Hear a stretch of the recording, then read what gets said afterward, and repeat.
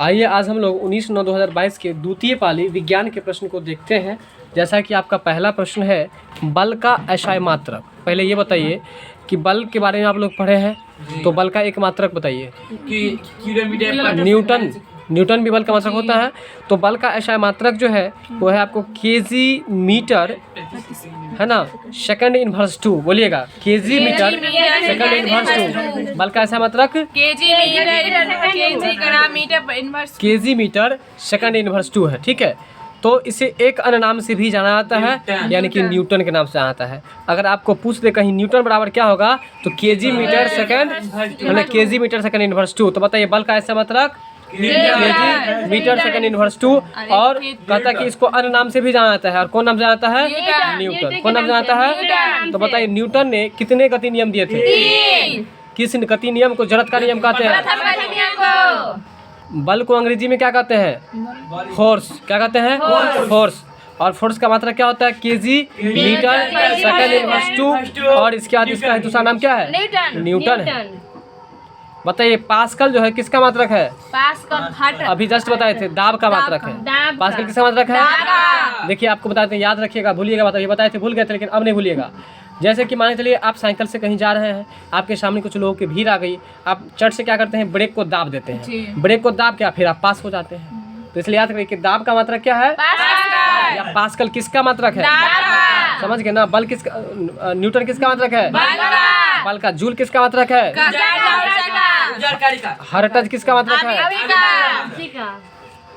तो हमारा अगला प्रश्न है, द्विजगत पद्धति के अनुसार निम्न में से किनके बीच अंतर स्थापित करना संभव नहीं है?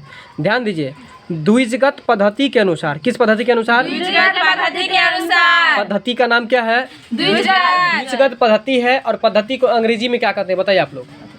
पद्धति को अंग्रेजी में हम लोग सिस्टम कहते हैं। क्या कहते हैं? सिस्टम। तो द्विजगत सिस्टम के अनुसार निम्न में से किनके बीच अंतर स्थापित करना संभव नहीं है?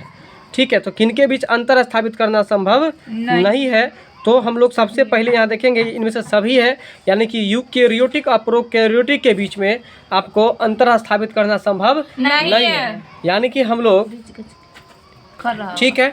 दूसरा है, पहले ये समझ गए, यूकैरियोटिक और प्रोकैरियोटिक कोशिका जो है, इसमें हम अंतर स्थापित नहीं कर सकते। किसके अनुसार? तो द्विजगत पद्धति के अनुसार किनके बीच में अंतर स्थापित नहीं कर सकते हैं? तो इन सभी में हम संभव स्थापित नहीं कर सकते हैं अंतर। बात समझ में आ रहा है? तो इसलिए इस प्रश्न को हम लोग छोड़ देंगे। ठीक है, इसलिए 87 को छोड़ के चलिए। अगला है नीम को जानते हैं ना आप लोग? नीम का उपयोग एक प्राकृतिक कीटनाशक के रूप में किया जाता है। सही बात है, नीम जो है एक प्राकृतिक कीटनाशक है। यानी कि नीम के पत्ता से, देखिए अगर गांव घर में चेचक किसी को हो जाए तो नीम का जो है सो बिछावन देता है उसको। नीम से उसको क्या करता है? ऐसे ऐसे झाड़ता रहता है। यानी कि ऐसा क्यों करता है? क्योंकि इससे कीड़ा मकोड़ा जो होता है वो मरता है। तो बताइए नीम जो है कीटनाशक के रूप में जाना जाता है। अब कहता है कि नीम का उपयोग कीटनाशक के रूप में किया जाता है। क्यों? क्योंकि नीम के सत का मतलब क्या होता है? सत का मतलब होता है रस। सत का मतलब क्या होता है? नीम के रस में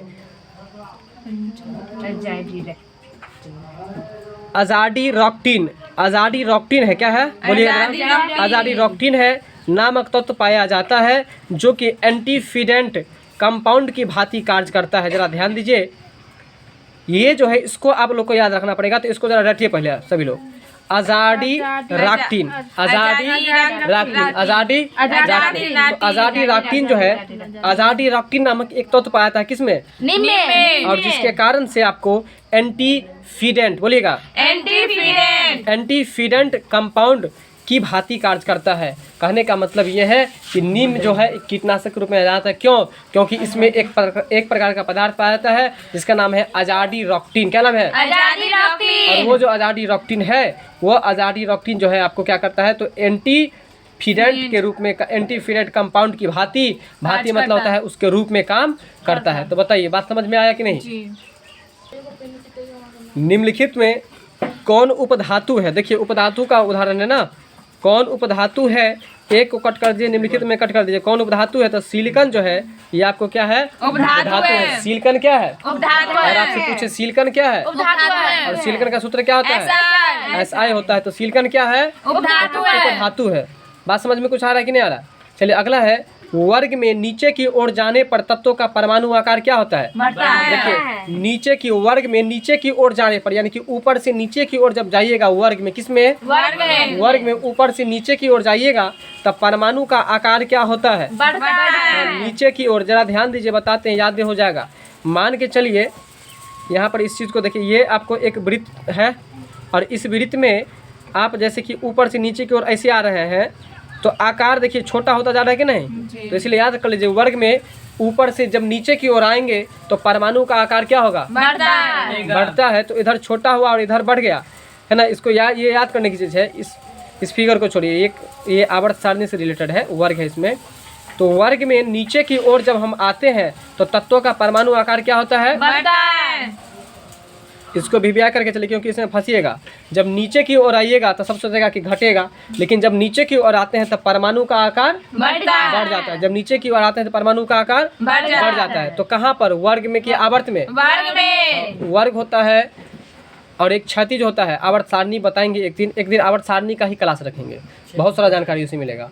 तो वर्ग और आवर्त उसको कहाता है। तो वर्ग में नीचे की ओर यदि आएंगे, बोलिए ना आप लोग भी, वर्ग में नीचे की ओर आएंगे तो इससे आपको परमाणु का आकार क्या होगा? बढ़ जाएगा। परमाणु का आकार क्या होगा?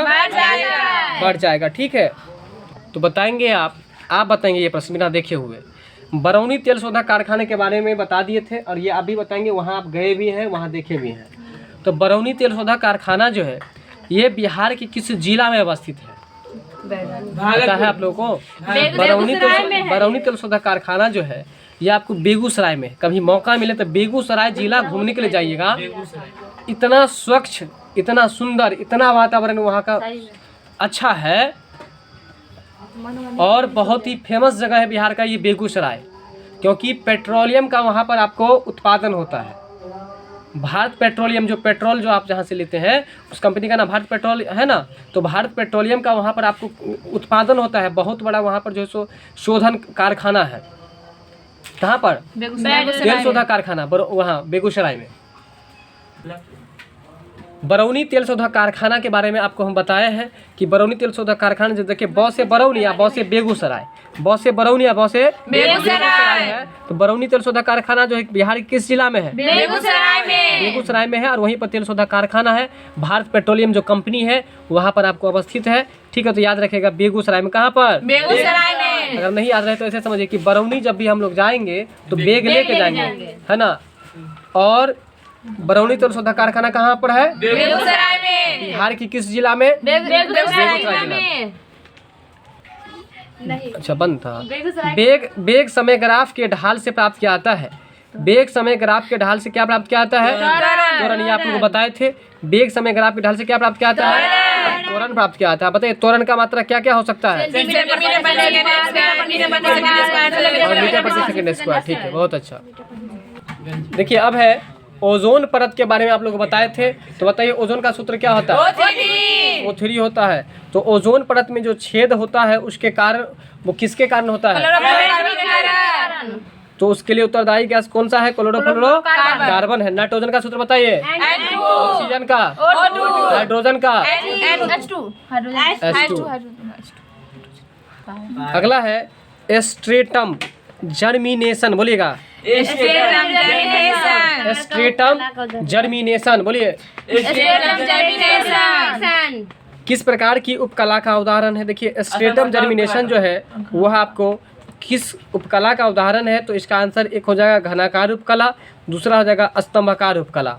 बताइए, एक घनाकार उपकला और दूसरा क्या हो जाएगा? स्तंभाकार उपकला। तो बताइए अभी हम लोग जो पढ़ रहे हैं वो किसके बारे में पढ़ रहे हैं? Stratum germination. पढ़िए।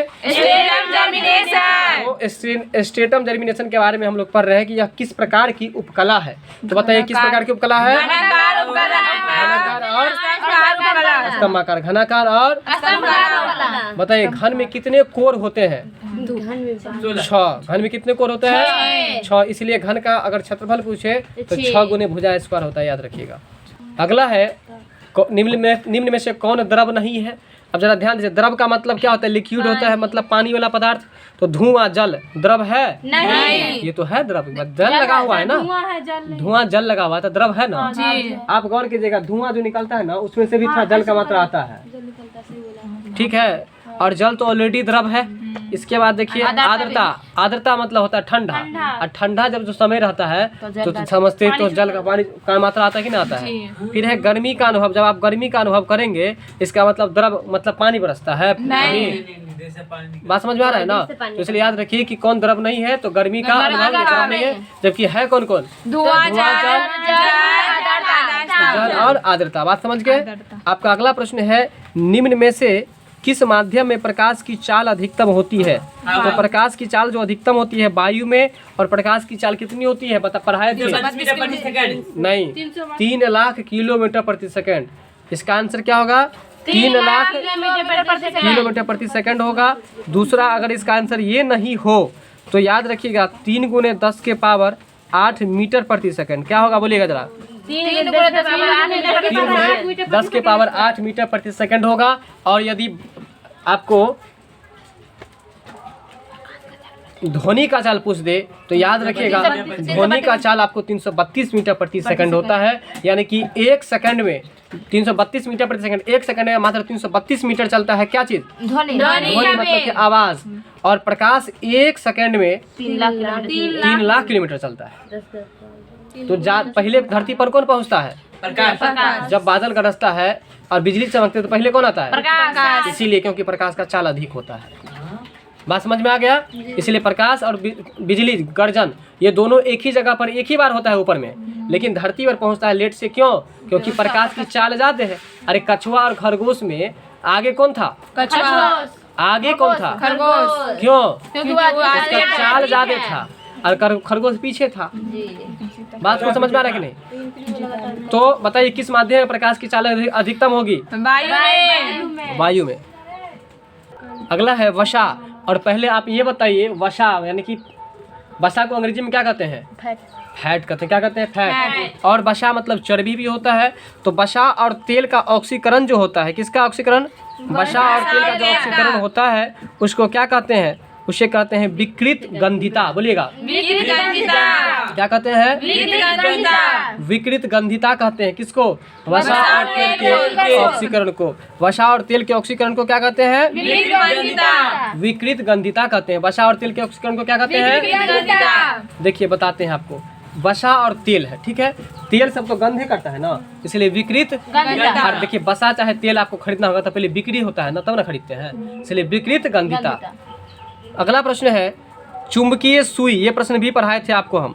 चुंबकीय सुई को अगर जैसे कोई इंजीनियर वगैरह घर जो बनाता है उसके पास देखिएगा इतना बड़ा एक यंत्र होता है, उसको कहीं भी ऐसे करके रख देगा तो सुइया जो होगा ना वो उत्तर दक्षिण में अपने आप घूम जाएगा। चाहे कहीं भी रखेगा, किस अवस्था में भी रखेगा तो किधर घूम जाएगा? उत्तर दक्षिण। चाहे आप यहाँ पर प्रश्न को समझिए। चुंबकीय सुई पृथ्वी के चुंबकीय क्षेत्र के कारण स्थित होता है। कहता है चुंबकीय सुई जो है पृथ्वी के चुंबकीय क्षेत्र के कारण स्थित होता है। किधर होता है? उत्तर दक्षिण में। बताया था ना कि उत्तर दिशा में अपने आप घूम जाएगा। तो चुंबकीय सुई जो होता है वो हमेशा किधर घूम जाएगा? उत्तर दक्षिण दिशा में। उत्तर दक्षिण दिशा में। किसी विद्युत, ये हो गया, ये न्यूमेरिकल है। किसी विद्युत बल्ब 220 वोल्ट और 100 वाट, ये पीछे के क्लास में बता दिए हैं, उसे भी न्यूमेरिकल है ना। सभी कशेरुक की एक सामान्य विशेषता है। देखिए जितने भी दुनिया में कशेरुक जंतु हैं वो सभी के लिए एक विशेषता बहुत बड़ी है कि उसमें खोपड़ी जरूर होगा और कपाल भी जरूर होगा। ये जो है ना, ये खोपड़ी और कपाल जो है सो इसी को हम लोग बोलते हैं। तो कशेरुक जंतु की विशेषता क्या है कि उसको खोपड़ी और कपाल। खोपड़ी को ही हम लोग कपाल कहते हैं। खोपड़ी को हम लोग क्या कहते हैं? कपाल। तो अकशेरुक जंतु को खोपड़ी होता है? नहीं। चाली है, सांप है, वो सबको खोपड़ी होता है? नहीं होता है। हाँ, सांप में होता है, ठीक है। चाली में होता है? पिलुआ सब में नहीं होता है ना। चींटी में?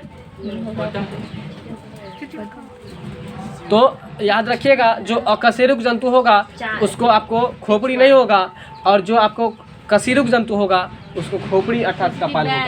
जैसे कि बैल सबके खोपड़ी में होता है। जैसे कि आपको भी खोपड़ी है, मतलब आप कौन जंतु है? कोषकीय जंतु है। कौन जंतु है? कशेरुक जंतु है। कौन जंतु है? तो कशेरुक जंतु की क्या विशेषता है कि उसमें क्या पाए जाते हैं? कपाल और खोपड़ी पाए जाते हैं। बात समझ में आ गया?